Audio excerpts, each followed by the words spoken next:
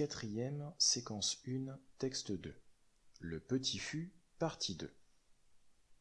La mère Magloire demeura songeuse. Elle ne dormit pas la nuit suivante. Pendant 4 jours, elle eut une fièvre d'hésitation.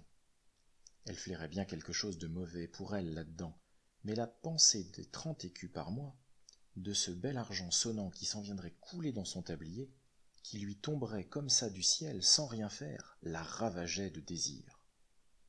Alors elle alla trouver le notaire et lui conta son cas. Il lui conseilla d'accepter la proposition de Chicot, mais en demandant 50 écus, 200 sous au lieu de 30, sa ferme valant, au bas mot, 60 000 francs.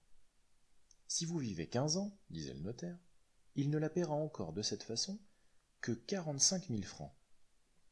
La vieille frémit à cette perspective de 50 écus de 100 sous par mois. Mais elle se méfiait toujours, craignant 1000 choses imprévues, des ruses cachées, et elle demeura jusqu'au soir à poser des questions, ne pouvant se décider à partir. Enfin, elle ordonna de préparer l'acte, et elle rentra troublée comme si elle eût bu 4 pots de cidre nouveau. Quand Chicot vint pour savoir la réponse, elle se fit longtemps prier, déclarant qu'elle ne voulait pas, mais rongée par la peur qu'il ne consentit point à donner les 50 pièces de 100 sous. Enfin, comme il insistait, elle énonça ses prétentions.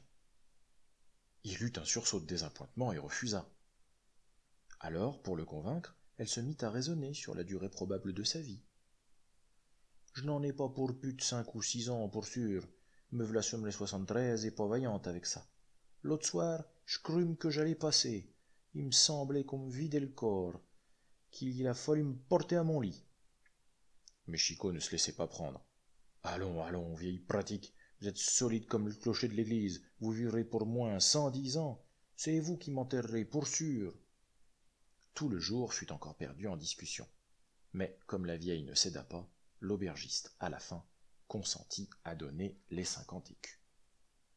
Ils signèrent l'acte le lendemain, et la mère Magloire exigea 10 écus de pot de vin. 3 ans s'écoulèrent. La bonne femme se portait comme un charme. Elle paraissait n'avoir pas vieilli d'un jour, et Chicot se désespérait. Il lui semblait, à lui, qu'il payait cette rente depuis un demi-siècle, qu'il était trompé, floué, ruiné. Il allait de temps en temps rendre visite à la fermière, comme on va voir en juillet dans les champs, si les blés sont mûrs pour la faux. Elle le recevait avec une malice dans le regard. On eût dit qu'elle se félicitait du bon tour qu'elle lui avait joué. Et il remontait bien vite dans son tilbury en murmurant « Tu ne crèveras donc point, carcasse !» Il ne savait que faire. Il eût voulu l'étrangler en la voyant. Il la haïssait d'une haine féroce, sournoise, d'une haine de paysan volé. Alors il chercha des moyens.